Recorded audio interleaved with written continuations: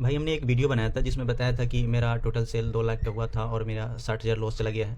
तो कई भाई ने कमेंट किया है और पर्सनली डीएम भी किया था कि भाई तू झूठ बोल रहा है, ये तेरा टोटल सेल है इतने का, जिसमें शिपिंग और कमीशन सारा इंक्लूड होता है। बिल्कुल, चलो मान लेते हैं मीशो का शिपिंग 25 से 35% होता है। तो टोटल हम पेमेंट वगैरह जो शिपिंग है सबको मतलब 50% हटा भी दें, और चलो मान लेते हैं कि तुम्हारे हिसाब से 27,000 मेरा पेमेंट सही है। तो एक बात बताओ, अगर मेरा 27,000 पेमेंट सही है तो फिर मुझे जीएसटी 95,000 पे भेजने के लिए, भरने के लिए क्यों बोला है सीए ने? अभी दिखाते हैं आपको। मेरा यहाँ से ये पता होगा कि आपको जीएसटी का रिटर्न फाइल होता है R1 R2, और ये मेरा R1 का है, ये सीए ने भेजा है। ये टोटल मेरा नेट वैल्यू 95,000 का है। अगर मेरे खाते में 27,000 आया है तो हम 27,000 का ही जीएसटी भरेंगे ना, लेकिन ये भरना कितना है? टोटल 95,000 का। ये टोटल जो दिख रहा है ये 95,000 है। ये सीए ने भेजा है कि 95,000 पे जीएसटी भरना होगा आपका। ये टोटल इतना का सेल है, ये आपको इतना मिला है, और मिला हुआ अमाउंट पे ही जीएसटी भरा जाता है। लेकिन मेरे खाता में आया कितना था? 27,000। ये हमने आपको पिछले वीडियो में भी दिखाया था, लेकिन एक बारी और दिखा देते हैं आपको। ये देख सकते हैं लास्ट 30 डेज़ और हिस्ट्री भी दिखाई देते हैं आपको। वैसे मुझे हम सोच नहीं रहे थे कि लॉस और प्रॉफिट का वीडियो बनाएं, लेकिन कुछ लोगों ने कमेंट किया था, इसकी वजह से हमने बना दिया था। ये देख सकते हैं टोटल 29,000 का है, और नीचे से दिखाई देते हैं टोटल पूरा ये इतना का है। देख सकते हैं ये टोटल 29,000 ही है।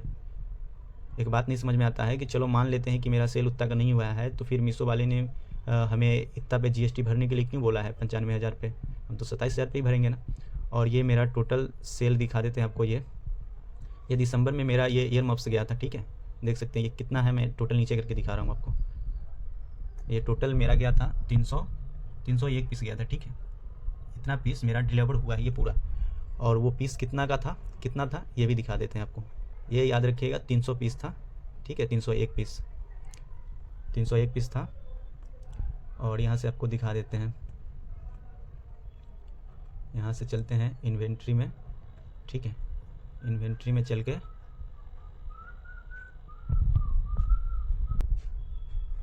यहाँ से हम आ गए इन्वेंट्री में। देख सकते हैं ये मेरा ईयर मप्स है, ठीक है। ये कितने का है प्राइस? 380। अगर इसका जीएसटी हटा दें तो ये बनता है 300, लगभग 360। तो 301 मल्टीप्लाई 360 आप करके देख सकते हैं ये कितना अमाउंट बनता है। और 300 पीस मेरा डिलीवर हुआ था, और ये आया कितना है? 27,000।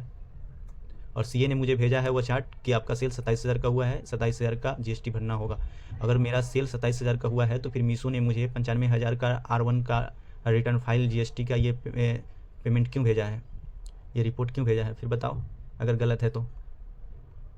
अगर गलत है तो फिर इतने पे जीएसटी क्यों भरना है? अगर मीशो वाले ने हमें फिर भेजा क्यों है इतने पे पेमेंट कि आपको 95,000 पे जीएसटी भरना होगा, आपका टोटल इतने का सेल हुआ है और पैसा आया है 27,000 ही। ये देख सकते हैं ये मेरा टोटल ये ईयर मप्स गया था, ईयर मप्स गया था 301 मल्टीप्लाई 360 लगभग 1 लाख से ज़्यादा होता है, 1 लाख से ज़्यादा होता है, लेकिन आया 27,000 बस। और ये लॉस ऑफ प्रॉफिट का हम वीडियो बनाना चाह नहीं रहे थे, लेकिन कुछ लोग कमेंट की वजह से हमने बना दिया है। और इसका चाहते हैं कि हम टोटल क्या मिस्टेक हुआ है जिसकी वजह से ये हुआ है, और ये कुछ मिस्टेक मेरे इधर से भी हुआ है, और क्या मिस्टेक हुआ है अगर ये जानना है आपको तो यूट्यूब पे सब्सक्राइब कर सकते हैं आप, और वहाँ से लॉन्ग वीडियो आप देख सकते हैं, और हम आगे भी लॉन्ग वीडियो बना देंगे अगर आपका सजेस्ट हो तो। और एक चीज़ और दिखा देते हैं, इस प्रोडक्ट का हमें मीशो वालों ने